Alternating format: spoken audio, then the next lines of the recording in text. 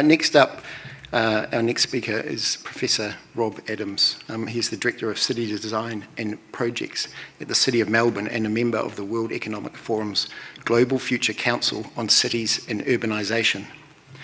With 48 years' experience as an architect and urban designer and 37 years at the City of Melbourne, Rob has made a significant contribution to its rejuvenation.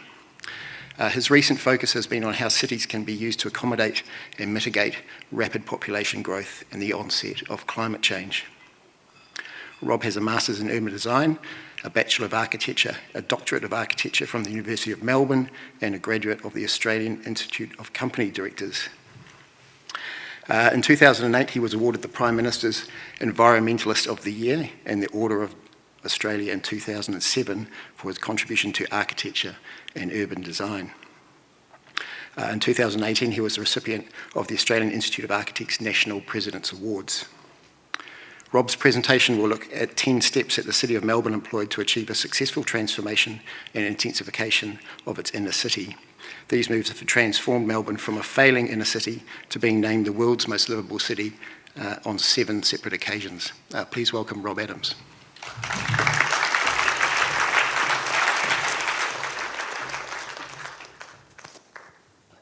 Thank you.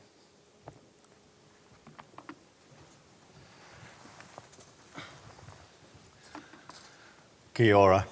I realise that when you get your introduction read out, it's mostly one that's a little old. It's actually 40 years now, and I'm no longer the Director of City Design, but the City Architect. But it's a delight to be here.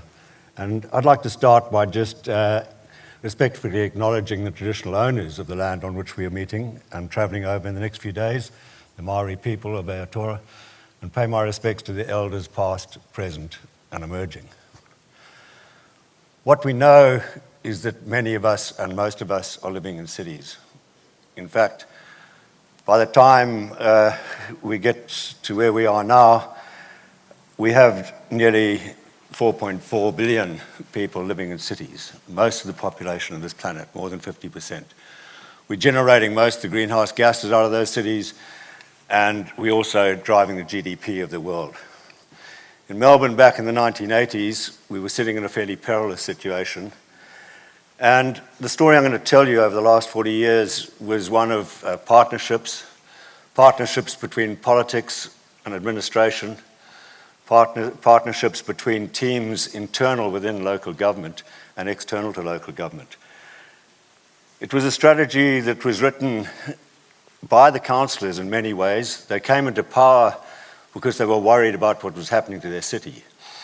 And that was a fantastic opportunity to be part of that team and really try and choreograph their ideas into what was a strategy that could be taken forward. The vision was very simple. We wanted a 24-hour city that looked and felt like Melbourne. We wanted this to be a Melbourne place, not some other place. There are 8 things you need to do to make a good city, and this comes from New Zealand. This comes from Chris MacDonald at Auckland University. And if you haven't read it, I suggest you do. It is a fantastic document that shows how if you follow those, you'll get sustainability, social cohesion, and economic vitality. And the data is there. It's a little old, it's 2002, and the sustainability thing could be upped a little bit, but it's still, I think, one of the most relevant documents I've read in my career of 40 years. Well, 50 years if I count the Zimbabwean part of it. I'm going to take you through 10 steps that, looking back over that career, have changed the central Melbourne for a more resilient one. I hadn't realised until I started doing this, we've been on this journey of resilience since 1985 when the plan was published. Hopefully this will be useful. I think it's applicable to most cities, irrespective of their size. You don't have to copy it because you've all got your own character, but think about the principles that sit behind it. The first is we should build to our local character. We should build of this place, not some other place. And in Melbourne, that might be something as simple as the paving stones, which we changed in 1985, that you could only use bluestone. You couldn't go and get Mingarelli tiles from Italy or somewhere else. You could only use bluestone or asphalt. It also was a city that had a fantastic system of parks that actually surrounded it. In fact, I termed at the time when I saw this, the Emerald Necklace. It surrounded the central city. They weren't all in our municipality, but that didn't matter. Boundaries, I think, are irrelevant when you're working in cities. In fact, what you want to do is break down those boundaries. Unfortunately, most of those parks were of a nature of another place, a place that wasn't really Melbourne, but brilliant and beautiful. And clearly, one of the characteristics of that city was we had these parks that we'd imported from other areas, but we also had very few urban spaces. And that was about when Melbourne was settled and the gold rush was on, not wanting big places for people to collect in case they protested at what you were doing. At the time I came to Melbourne, Ron Jones and Brian Stafford had just published a fantastic master plan for Royal Park. They won the competition by taking stuff out of the park and making the landscape more natural. And that was a fairly brave move, but it identified the beauty of that landscape. It also showed how you could change it incrementally over time. And one of the lessons I've learned in that 40 years is that incrementalism is most probably your best partner. If you can do a whole lot of small things, often for a long period of time, you'll be successful. We got to, in fact, build onto that master plan, that tiny little green rectangle in the top slide there, when a hospital was moved, and they had to give back as much land as they took. But the land they gave back happened to be on the corner where you enter the park. And this gave us the opportunity to reflect the 7 seasons that make up the Aboriginal culture, to talk about a landscape that is about this piece of, this part of the world. Within Royal Park, which if the last thing I'd do is get rid of that name and it becomes a local name, I'd feel happy. It's one of the only landscapes that really reflects the local nature. And into that we put a playground that is challenging, and I'll show you another playground which was designed by one of your colleagues, which we've just finished, but one that the kids love. It's in amongst the landscape, they run through it, it's quite rough, you can hurt yourself, but that's about learning lessons. That's about learning how to be risk averse or to manage risk. And it's more important to manage risk than to be risk averse. The other part of the character of Melbourne was the way it grew up, its own character, a very big subdivision pattern, 200 metres by 100 metres, subdivided in the 19th century through commercial means that actually created small sites and lanes and arcades that connected them, and that gave the character of Melbourne. And in the 20th century, that was changing. You get very good architects, I.M. Pei, producing Collins Place, but not from this place. This has got a big central entrance and a whole lot of very poor back walls. It's the slide in the middle. You do that to a city 20 times, you're going to kill it. You need an interaction with the street. The street is the most important public space in the city. So we started to look at that character and say, how do we turn our lanes into areas that people can use?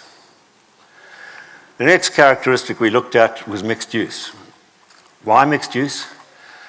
Well, if you've got mixed use, you can mostly walk to everything you need. You don't need a car. And not only is that important, but you're using the infrastructure at different times of the day. So as I'll show you, as we put a population of 65,000 people into the central city, we didn't add to the infrastructure, because there were different people at different times of the day using the same infrastructure, and we just got smarter about the fittings and fixtures we used. Density is a very vexed issue. You mention the word density and everybody gets very nervous. In Melbourne now, we're not allowed to use the word density. We've got to use, intensification or some other word. This was something I saw at the Venice Biennale and it interested me. I walked through, it was done by Ricky Burdett from LSE, and it was a model of the density of different cities. And you can see Istanbul here in London. The one at the back is Barcelona, 7 stories. You do not need high-rise to get good density.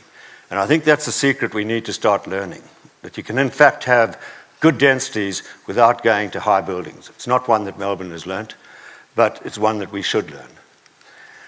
We started a program in the late 1980s, and it was part of the strategy, we knew we had to bring a population. The secret to our city was to bring people back to live in the city. I suspect it might be the secret to Nelson as well, to bring people downtown.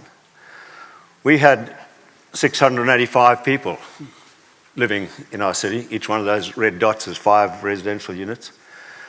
And we started a program off the back of the collapse of the property market in the late 1980s, where we started to refurbish buildings and turn them into residential. Old office buildings that were no longer being used because people had moved up to the new office buildings. By 2016, we had 41,000 people living there. We now have 65,000. That changes the nature of a city. That actually changes everything about that city. It changes, the food and beverage. You can see the food and beverage we had at 1982, 604. By the time you get to 2012, 1,900. We came out of COVID and everybody's worried about getting back to work. There are more people coming to central Melbourne for the experience during the evening and over the weekend than ever came before COVID. They're saving money by working 2 days at home and not having to drive an hour and a half in and an hour and a half out, so they've never got disposable income. So cities can change out of the way that these disasters hit us. Retail establishments, we were losing retail in downtown. The Chadstons of the world, the supermarkets, they were actually taking it away from us. That's turned around. By 2012, we had 2,400. We'd actually built a few ourselves to help with the postcode 3000. And this was Swanston Street. And Swanston Street was one of those streets that was meant to be dying. In fact, we started to think about, do we have to take some of the furniture off the street because of the pedestrian numbers? The most important space in your city are your streets. I was fascinated by the figure we got earlier this morning. 28%, I think was the figure, or might have been 23, of your downtown are streets. 80% of the public realm of a city is made up of streets. So there's my one-liner. If you design a good street, you'll design a good city.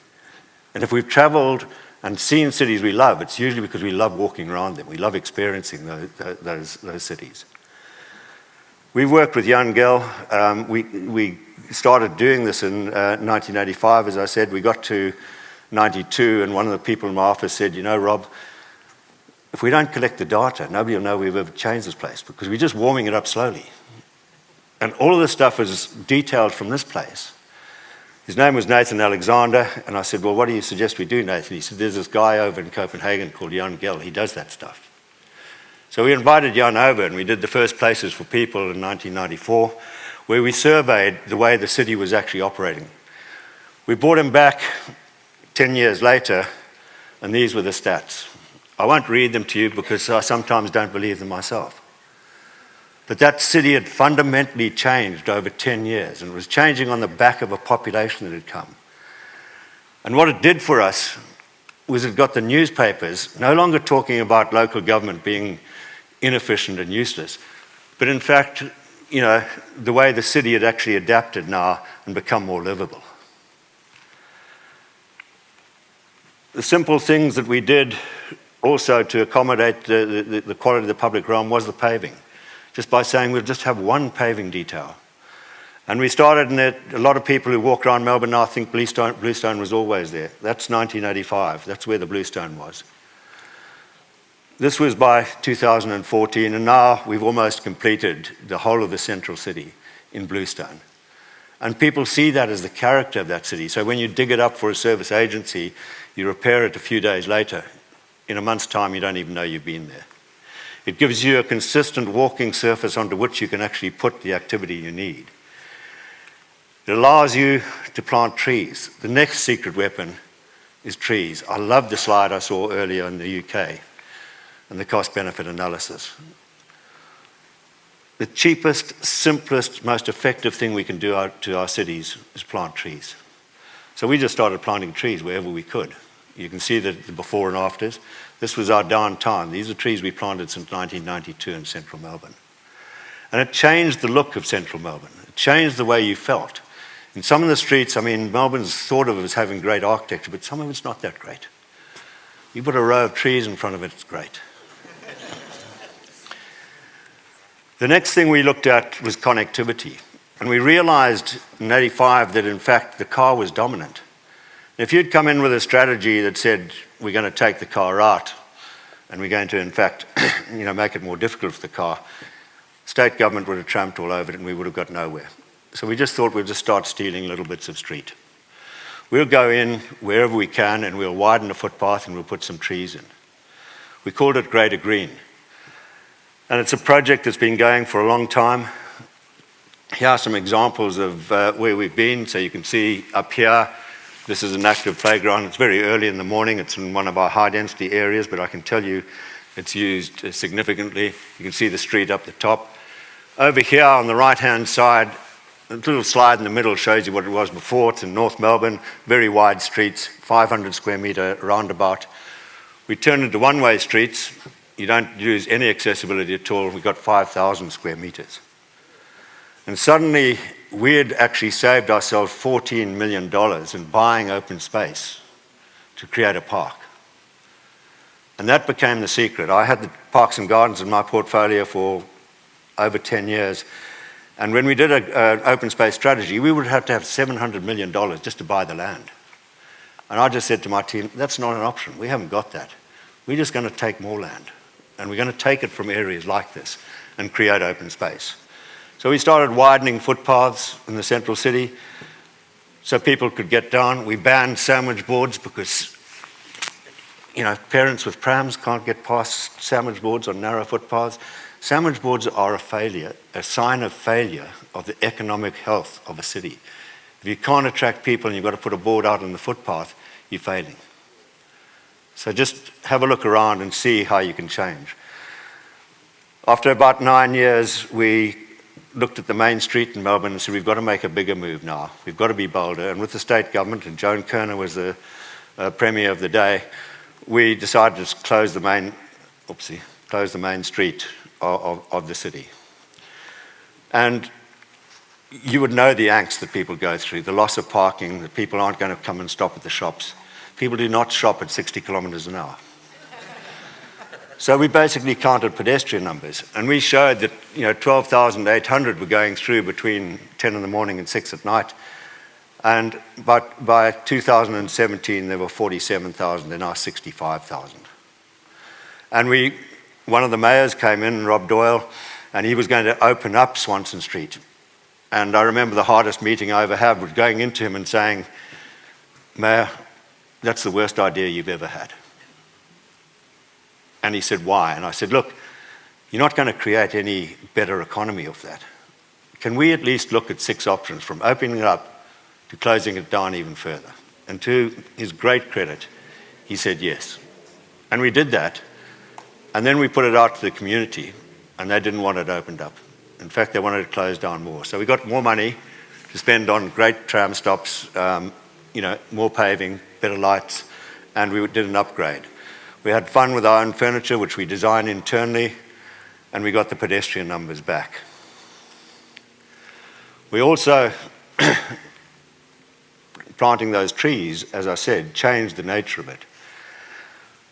But if you're taking all that space away, what are you using it for? We started to say, we've got a secret weapon, and it's our coffee. Everybody who comes to Melbourne knows second to the lanes and arcades is the coffee. So we started to say, there were only 2 coffee bars there in the 1980s. We started to give people the right to have cafes on the street. Those jumped from 534 before COVID to 950 during COVID. People wanted to sit outside. And so we started to take back more areas. Those areas are used for many things, trading, flowers, coffee, magazines. And that process of slowly, with Greater Green, taking away areas of the city and turning them over to the pedestrians. This is Lygon Street, simply median down the middle. If you want to dig up a street, go outside this afternoon and have a look at where the engineers have put a white hatched line. They put a tag on that says, we don't need this, dig it up and plant a tree. And I kid you not, it is the cheapest place to plant a tree because it's right out in the middle and there's no infrastructure there. Just make the soil good, give yourself a good condition, and you'll start to change the city very, very quickly. And it's all out there. They've painted it out for you, so you just have to go out and identify it. This is the one I told you about. I didn't realize I was going to repeat it, but you can see the 500 square meters going to 5,000 and the 14 million saved. And that's what it looks like today, and it's by a primary school, and all the parents stand out in that park and meet their kids, at 3:30 when they pick them up from school. As is this one, which is by the high density, which I showed you. But little things. If I could say there's one area in Melbourne where I could explain our whole philosophy, it'd be on the corner by the town hall. That was a window in the town hall in an austere bluestone building. We cut a door into it. The heritage people said, you can't do that. But you can. Nobody knows it was a window. And it makes the building function far more successfully than before. We took the circular rotating wind door out of the main entrance just so it's better. And when you arrive at the town hall now, the first thing you see is Wamajika, welcome. And everything in that front room is about the First Nations people, including a digital map that tells all the stories. And I love the story this morning about Wakato. If you don't tell those stories to everybody who comes here, you're missing such a rich history that is yours. So we cut a hole in the town hall, we paved with bluestone, we put a flower cellar on the corner, who became our passive policeman. We built a little, and designed and built a little cafe, which was paid for by others. We get it back in 3 years' time. It had a 30-year lease on it. And all of that was about just small changes that suddenly made these places more people places. We took a traffic island and turned it into a celebration of our Chinese community. We took a city square that had won an award and was opened by the Queen and was failing because the secret of public space isn't the architecture you put in the middle. It's the activity you have around the edge. And so what we did is just say, we can take back some of that and we can actually commercially realize that. And we got enough money to help refurbish the Regent Theatre that had been dark for 20 years. Open that up, put active frontages along a much smaller place, and suddenly people started to come and sit there. So it's not about big spaces. I was working on a consultancy on Friday, and they sent through the drawings, and I just said to them, the spaces are just too big. Everybody was setting back from the space. Bring it up, tighten it up. You only need a few people then to make it feel active. As part of the 85 plan, we looked at what you could do for the city and its park system. You can see here we had rail yards that sat between the river and ourselves. Our aspiration is that we could actually have a huge park that ran around the whole eastern edge of the city. And you can see that was potentially there when you look at that aerial photograph. Off the back of Federation Square and the Premier, who was very helpful, we managed to not only build Fed Square in conjunction with the state government, but we convinced him to give us the unactive railway lines there, which we converted to an 8-hectare park, which we designed. This was the first large park in the centre of Melbourne, and it's a park that takes our hard-working activities. I'm just noting this clock running down and I'm frightened. I'm just going to go faster. Open place strategy. There's the 700 million. We took back more roads. This is one that's just been completed, South Bank Boulevard. Commonwealth Games, we closed the bottom of the street, created a public space. Everybody thought that was a good idea. 30,000 cars went to 15,000 because that was the way into the other street. And we went back and said, well, you don't need half of that road now. You've only got half the cars. So we then created a linear park that ran the whole length from St Kilda Road down to the river. And these were some of the diagrams we had. And it's nice to go back now and actually see what that street looks like today. This is by some residential, and it gives you a green space to sit. This is by some cafes, and I'm sorry, this was taken some time ago. I went past and I should have taken one where there are plenty of people out there eating. And this is a playground by Mike Hewson, who is from Christchurch. One of your untold heroes, I think, who not only during that crisis went round and started putting up murals and painting in the area. I met him in Sydney. He had just finished something he was doing in Wollongong, and it was about rocks and palm trees going through rocks, and I just thought, this guy's nuts. He's got to come and work for me. And I met him, and this is the park. It's rocks on boulders. It's, I think, one of the greatest parks I've seen, and I'm biased, obviously. But it's that thing that grandmothers hate because they think the kids are going to get hurt, and the kids love. And it's been tested by an auditor. Everything is there. The bluestone paving you see is softfall. You know, he's done such a wonderful job here. And if you're in Melbourne, I really do suggest that you visit it. But it shows what you can do with parks and playgrounds.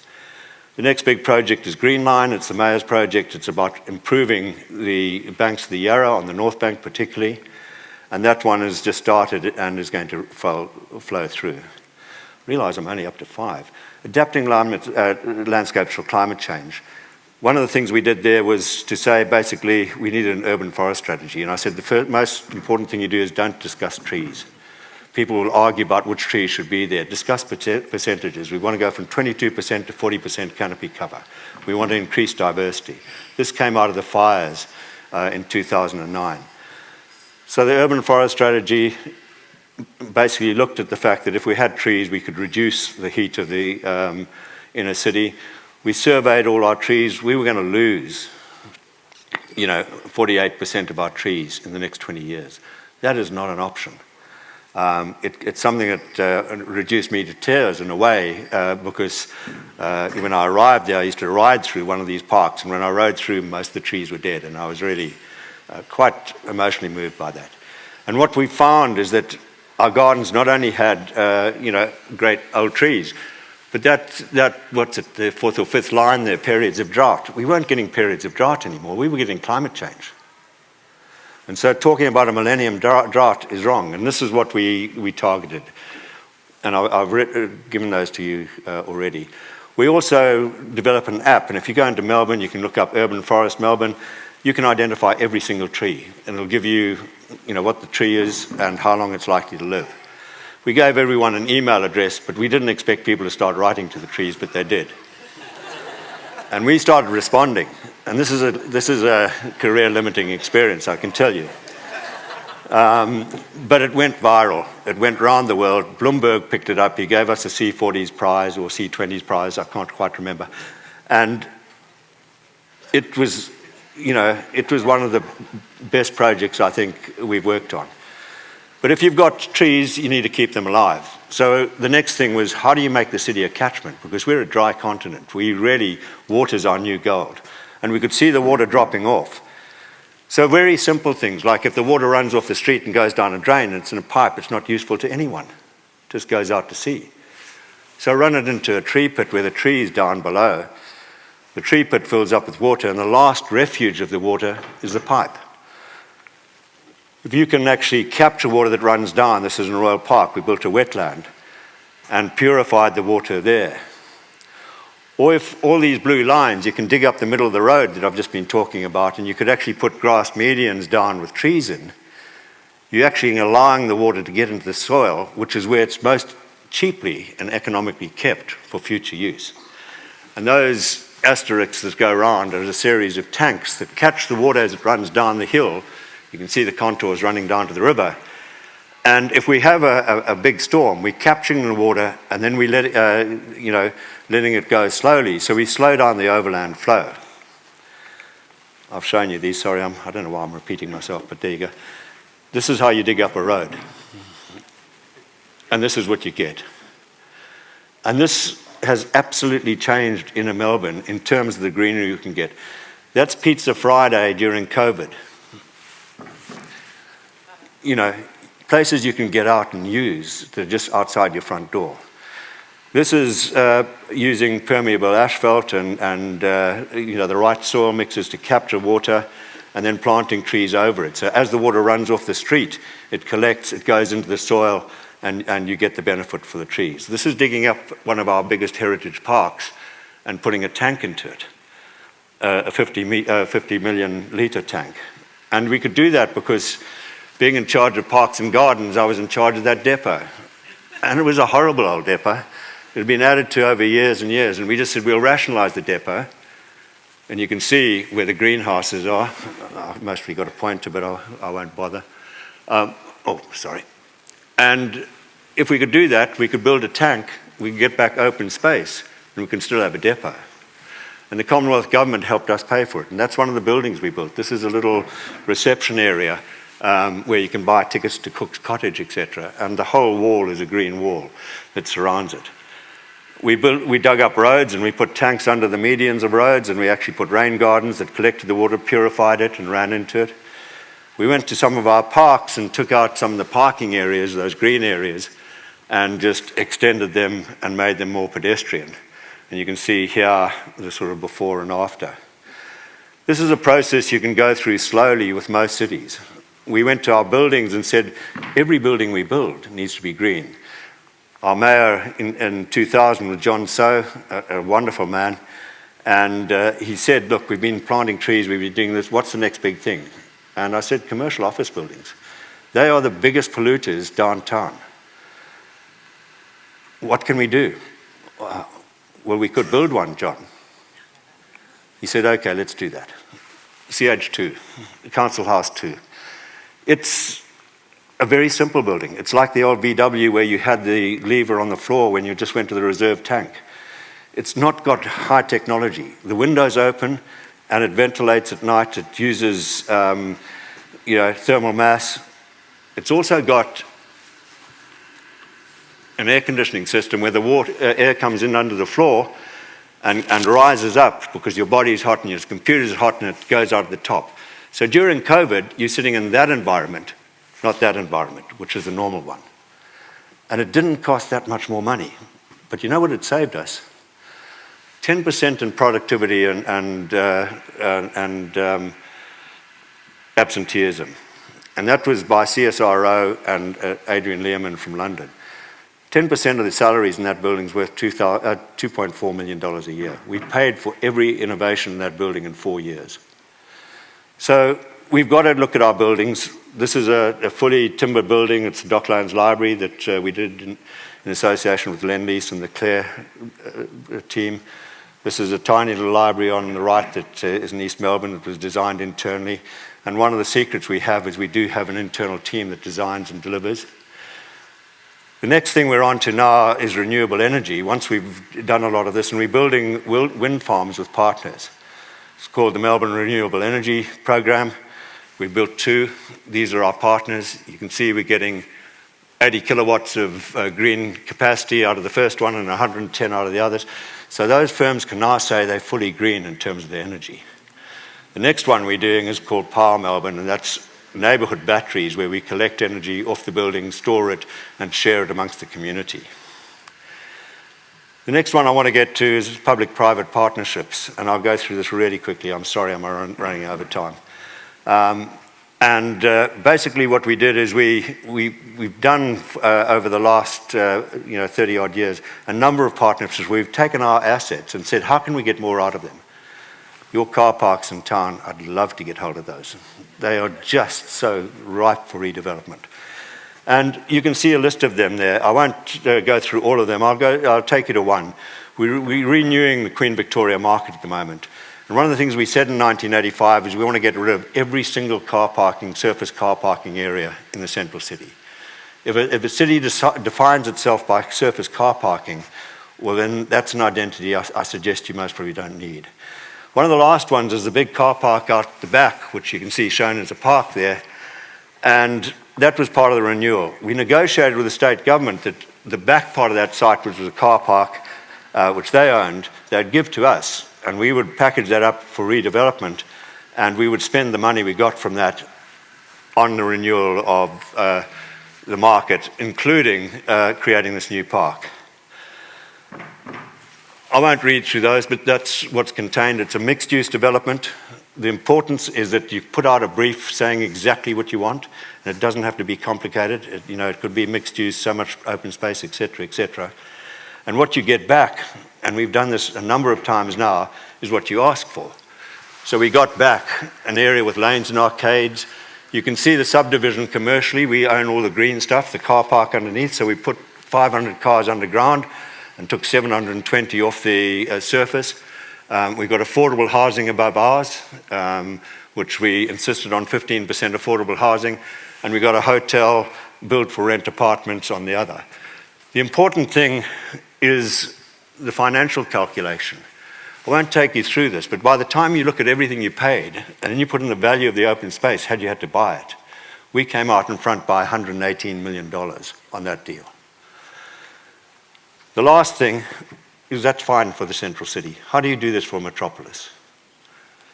And basically, most cities, and certainly Australian cities, when they want to expand, they go to their fringe. Every capital city in Australia is failing. This is a slide from Vampire. It's done by Griffith University. What it tells you is your vulnerability to mortgage and petrol prices. You can see the difference there from 2001 to 2006. If you're getting more orange and yellow, it means you're suffering more. Now, we all know this. This is not new fact. This is Auckland. This is every city of a reasonable size that relies on the cars. What we said you should do is take your city like this and look at areas where you want to put density, maybe along your tram routes or your rapid bus routes, maybe in your greenfield sites, not your greenfield, your greyfield sites like docklands and things like that. And if you build it up like that and you don't invade the suburbs, those suburbs then become your new green lungs. That's where people plant trees, collect water, put solar panels on their roofs. They're the green areas of a city. And you don't change the neighbourhood, in fact, you enrich it. What does that look like? This is one of our streets. It could look like that. And these are some of the streets that have been done. This came out in 2010. It's not government policy, but it's just coming back onto the radar now, where government is saying we might have to do as-of-right development along these corridors because councils are standing in our way. Now, we know the secret to designing good streets. If we can write the guidelines around how you design a good street in the buildings, then why wouldn't we give as-of-right development along those streets? I'll tell you what the benefits are. You're going to use 7.5% of the city. You're going to put 5 million people in it. And you're going to save $550 billion of infrastructure costs, and you're not building over 5 to 8 stories. Thank you.